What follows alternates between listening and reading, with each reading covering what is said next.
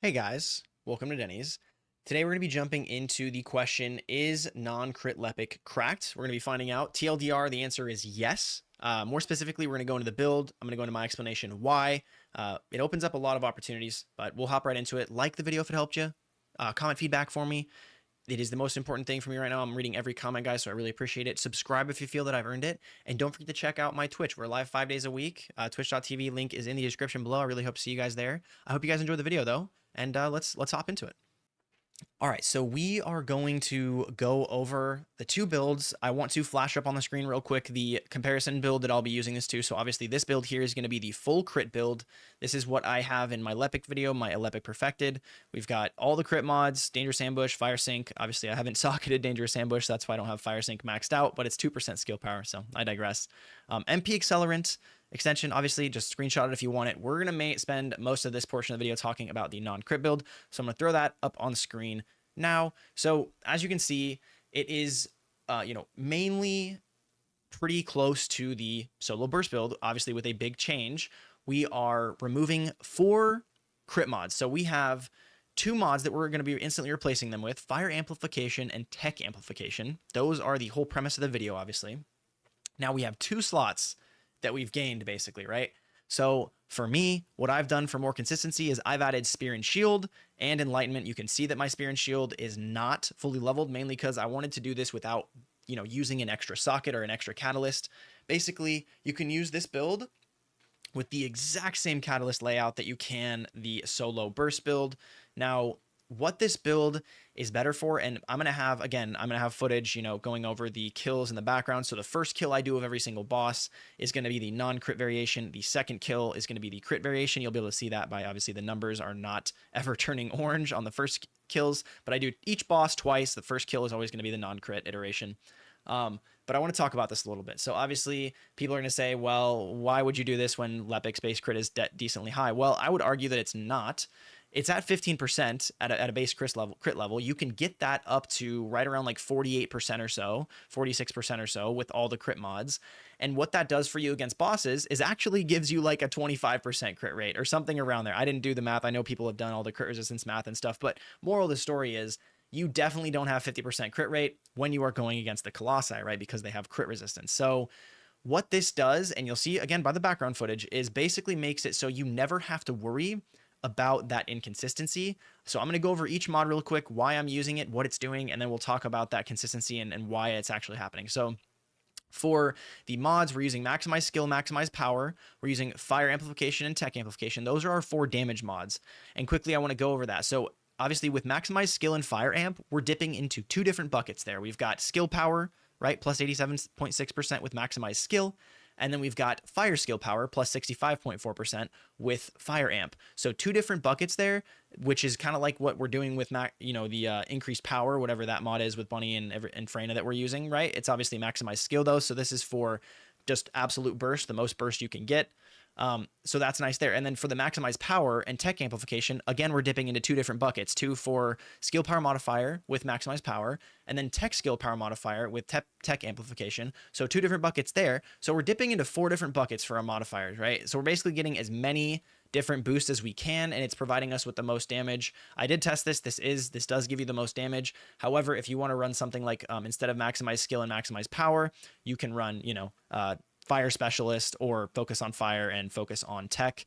It's honestly like it's a decent chunk difference. You'll probably notice it, especially on Swamp Walker and Pyromaniac. However, you won't notice it a lot. So you can run something like that in a group setting with more HP instead of Spear and Shield.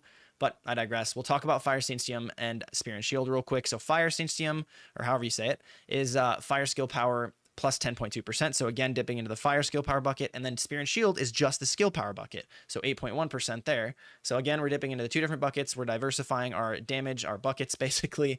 And then we've got extension and duration. So instead of MP Accelerant, we're actually opting for Maximize Duration. Now the reason I've done this is because whenever I was trying MP Accelerant without Enlightenment, basically what's happening is we're running out of shots and we're not able to kill Swamp Walker. It's the only boss that we really are not able to kill is Swamp Walker, maybe Pyromaniac consistency, but If you change maximize duration to MP accelerant and then enlightenment to something like HP, you could definitely run this again with a group setting. It would be more of like a group build, but I wanted to mainly talk about the bursting builds that we have. So yeah, that's why we're running maximize duration. We get the extra 2 shots off, and it makes it so that actually it's 2 to 3 depending on your reactor, but it makes it so that we basically always get the kill on Swamp Walker, and it's very, very consistent. You'll see that we have Dangerous Ambush. Obviously on Lepic, you always want Dangerous Ambush when you're bossing. It's the way to go. But I want to talk about his 4th ability real quick, because everybody's going to say, you know, hey, why would you do this crit again? So we've got a 2,760% skill power modifier, right? If we are adding the fire amp to that, you know, that extra 65% fire boost to that initial number, you know, obviously the skill power X to 2760, that is just a giant buff. Any Descendant that has an ability that does over 1,000 damage, I don't think 1,000% damage. I don't think it matters if they're high crit or not. I think that running amplification for them, and you could argue intensive as well, but if running amplification for them is a huge win, because you're literally completely forgetting about RNG and inconsistencies and critical hit rate resistance. And right now, at least in the game's meta, you're able to do this and be more consistent, and it's just better, in my opinion, to be more consistent than kill faster. So that's why I would argue that this is actually better than the solo burst. Now, obviously, if you want the fastest kill times possible, sure, jump into, you know, an Executioner 17 times and see whatever one gives you the highest crit rate, and boom, you've got a 5-second kill. But who cares? Like, literally, who cares about that? What I care about more is just making sure that I can get the kill every time on bosses like Pyro and Swamp. And that way I'm just like not raging and malding more about how I'm not able to get the kills, if that makes sense. But yeah, that's the kind of setup. And I do want to talk about tech amplification and maximize power. So obviously when we're dipping into both these, the biggest key to this build you have to remember is the continuous damage that both overclock and overkill are doing is absurd, right? So continuous damage from overclock is 115%.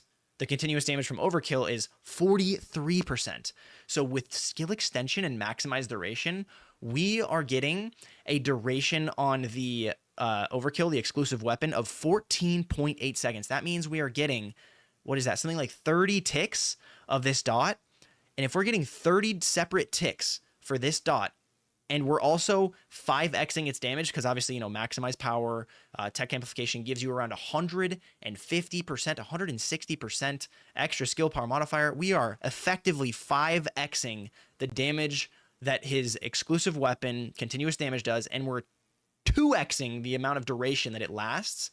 It is an absurd amount of damage. It's actually what gives you so much damage from this build, and why we're able to run it is because of that. It's everything's working together. The consistency, the duration, the not having to worry about crits, and the skill power modifier with maximized power and tech amplification is just absurd. It's just giving you a ton of damage with your dot, and with obviously your initial hit is very big too. It's in the millions. It's like 1 million. On Dead Bride, it's like 1.3 or 1.4 million, but you'll see in the background footage. But I wanted to talk about non-crit Lepic. I will discuss the reactors and stuff real quick. So first with the reactors, I think that it's the same as it was, obviously tech boost and damage to Colossus. However, I have skill duration still, so I get 1 extra shot off. So that might be a difference. I really can't tell you because I don't have a tech boost to test it with. However, I have no doubt that if you do get a tech boost, it'll be a little bit of added damage, so you'll be able to get the kills maybe a little bit quicker, maybe more consistent. But I like skill duration up because it adds the consistency. We're not worrying about, again, any crit. Obviously, we don't really have to worry about crit. So tech or skill duration up is a really good way to go for the reactor.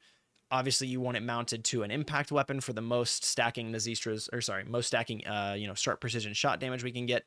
Then discussing the external components, I'm going to go over them real quick, very quickly.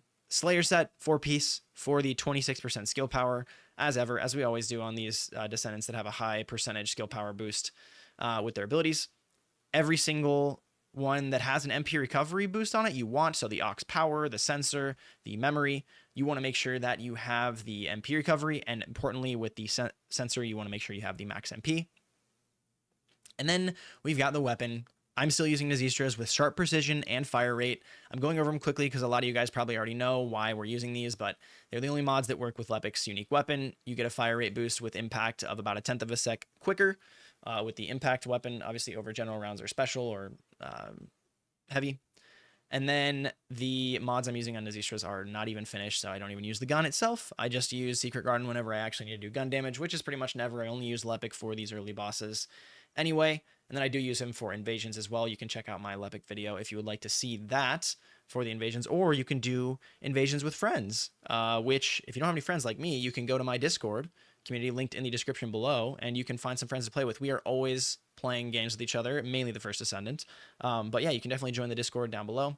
But yeah, that's the build. I really hope you guys enjoyed it. I hope you guys try it. It doesn't require, like I said, it doesn't require any additional sockets to be changed. You know, you're running Spear and Shield in place of HP, and you're running without its, you know, extra defense. If you want to boost up Spear and Shield and get the extra defense, by all means, put a socket in there. But there's no, you know, no point whenever you're doing these early bosses and they aren't really damaging you. You're just killing them. But yeah, that's been the video. I really appreciate you guys for staying. Remember, if it helped you to leave a like and comment any feedback you have for me. Very important. I really appreciate anybody who leaves comments with feedback, guys. I'm learning every single video. I also read every comment. Also subscribe if you feel that I have earned it. If not, definitely take a look or keep updated with the channel. I will keep posting, and I hope that maybe next time I will earn it from you.